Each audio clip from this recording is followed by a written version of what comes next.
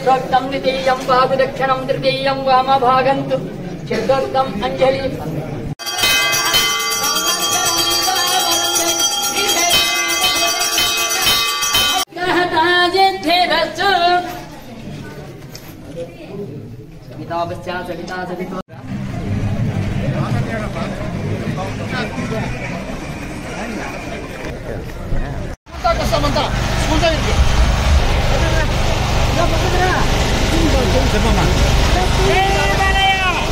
Hello.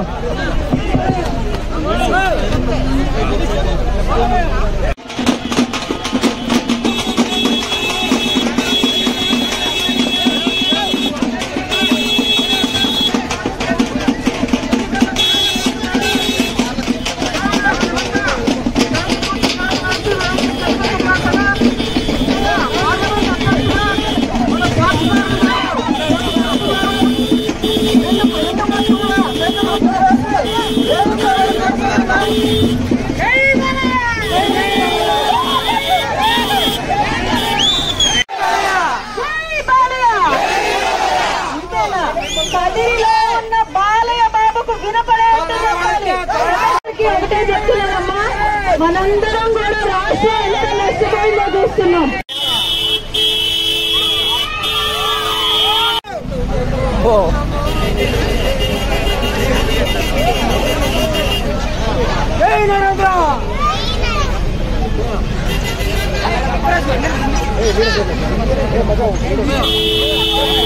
శుభాకాంక్షలండి.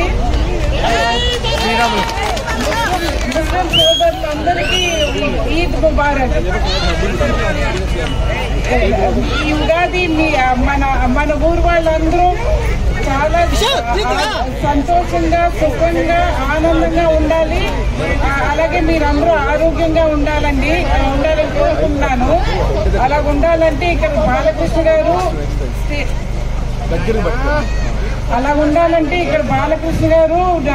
State లో చంద్రబాబు నాయుడు గారు ఉంటేనే ఇదంతా సాధ్యం అండి. సో మీరందరూ మీ పిల్లలకి అందరికీ జాబులు రావాలి, మీ వాళ్ళ భవిష్యత్తు బాగుండాలి.